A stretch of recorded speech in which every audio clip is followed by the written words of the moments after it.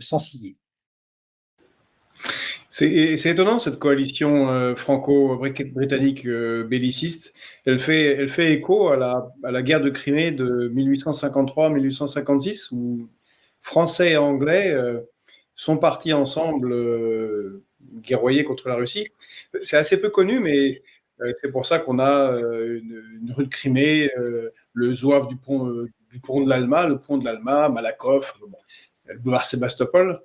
Tout ça vient de cette guerre de Crimée et on croirait parfois que Lord Palmerston, qui était ministre des Affaires intérieures, il me semble, à l'époque, puis après Premier ministre, souffle à l'oreille de son fantôme, souffle à l'oreille de Keir Starmer. Bon.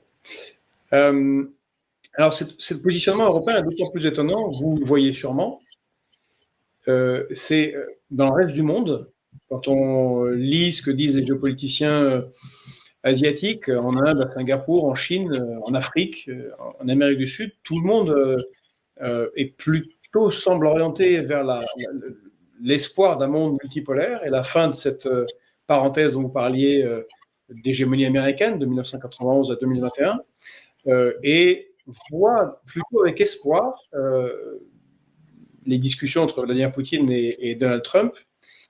D'ailleurs, il y a un propos qui a un peu échappé à tout le monde, c'est M. Peskov, porte-parole du Kremlin, qui a sa première intervention après la discussion entre les deux présidents a été de dire « Après ce coup de fil, le monde est beaucoup plus sûr ». Qu'est-ce qu'il a voulu dire? Je pense qu'il y a deux choses. D'abord, il faut rappeler en amont que côté américain, il y a une très nette compréhension et une réelle acceptation que la stratégie américaine en Ukraine et contre la Russie a été un échec. Il faut rappeler que cette stratégie avait été initiée depuis longtemps par les néoconservateurs américains, essentiellement démocrates. On le retrouve dans le livre de Brzezinski, le Grand Échiquier. C'est la stratégie qu'avait lancée Biden, et cette stratégie a été un échec. Elle est assumée, elle est reconnue et assumée par Trump et par Vance, qui le disent, la presse américaine en parle, ils reconnaissent ça. Donc leur but, c'est de sortir le plus vite d'une situation qui a été un échec pour eux, parce que ça n'a plus de sens de continuer. Ils ont d'autres objectifs en tête qui sont d'abord le maintien de la primauté américaine, mais qui peuvent être le canal de Panama, le Groenland, pourquoi pas le Canada sous une forme ou sous une autre, et puis surtout une forme de compétition, si ce n'est d'affrontement avec la Chine. Donc ça, c'est vraiment leur objectif. À partir de ce moment-là, vu que ce sont des gens très pragmatiques, ils se rendent compte que la Russie, finalement, n'est pas un adversaire, parce que d'abord, le but de la stratégie néoconservatrice, c'était d'aspirer la Russie dans le camp occidental. Donc Trump le fait de façon différente, en disant nous allons nous entendre avec eux, on va arrêter cette guerre qui est d'abord une boucherie, mais qui en plus ne sert plus nos intérêts, et on va essayer de raccrocher d'une façon ou d'une autre, ou en tout cas de placer la Russie dans une situation neutre, qu'elle ne continue pas à se jeter dans les bras de la Chine, comme la stratégie de l'équipe Biden a conduit à le faire. Donc ça, c'est absolument clair.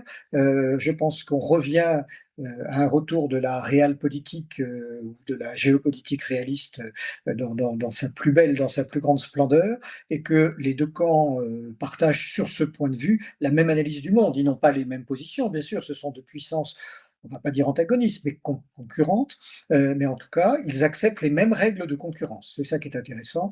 Et d'ailleurs, j'ai vu, alors je n'ai plus le nom du média en tête, mais une interview de Donald Trump, en tout cas, les propos qu'il tenait dans l'avion alors qu'il rentrait à la Maison-Blanche, en disant « Je vais m'entendre avec Poutine, nous allons nous partager un certain nombre de choses ».